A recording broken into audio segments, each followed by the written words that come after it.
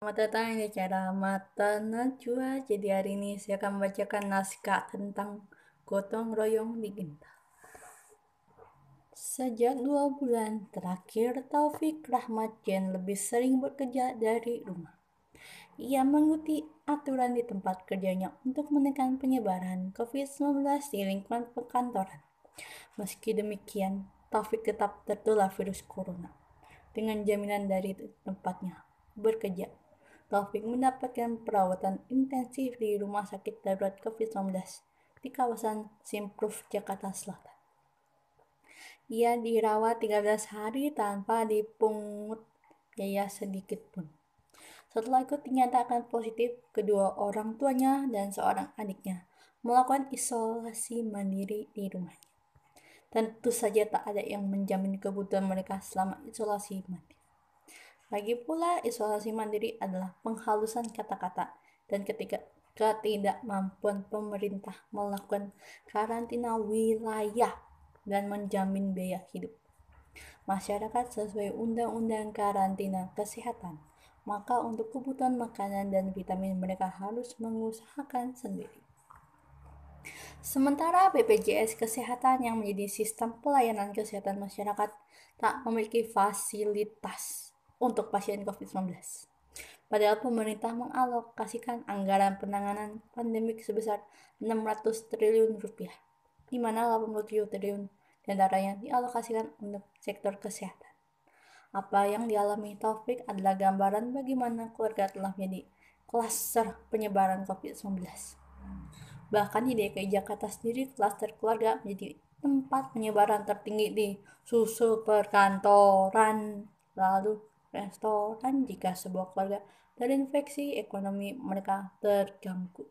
Sementara dari waktu ke waktu, kasus positif COVID-19 di Indonesia terus bertambah. Fasilitas kesehatan tak sanggup mengimbangi, bahkan jumlah dokter spesialis paru jauh dari cukup. Perhimpunan Dokter Spesialis Paru Indonesia mencatat dokter paru di Indonesia hanya 1.200 orang atau satu dokter menjaga 216.000 paru. Padahal idealnya hanya satu dokter untuk 100.000 paru-paru.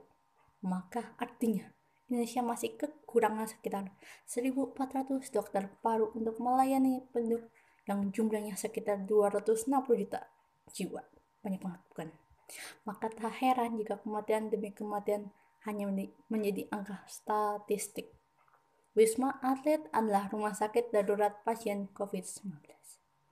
Bahkan menurut media Australia Sydney Morning Herald, Indonesia dinobatkan sebagai negara penanganan pandemi COVID-19 terburuk di Asia Tenggara.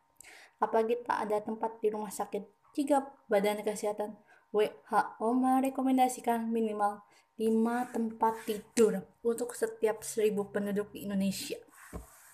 Hanya ada satu tempat tidur untuk 1.000 penduduk. Belum lagi sebaran kualitas rumah sakit yang tidak merata. Jika keluarga Taufik menghadapi masalah ekonomi, persoalan pelayanan kesehatan, dalamnya Handi Wahono. Hadi mengalami sakit pada sistem kekebalan tubuh yang mengakibatkan kerusakan saraf atau disebut multiple sclerosis. Solusi ekonominya adalah Hadi di Tanjung Pinang tidak mendapatkan perawatan intensif, melainkan ia harus membeli obat dari luar rumah sakit. Maka Hadi harus ke Jakarta untuk mendapatkan perawatan agar sembuh dari COVID-19.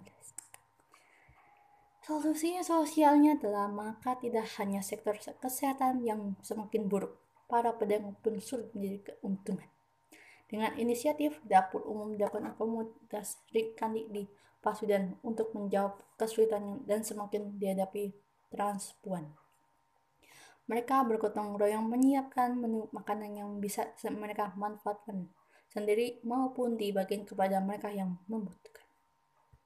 Kesimpulannya adalah para komunitas Rikandi Pasundan membagikan beberapa makanan untuk mereka yang kurang mampu. Aksi gotong royong bisa dilakukan berbagai bentuk dan cara. Pada 2013, seorang anak muda bernama Al-Fatih Timur mulai merintis platform berbasis solidaritas sosial. Terima kasih. Saya dari Mata Najwa mengucapkan wassalamualaikum warahmatullahi wabarakatuh.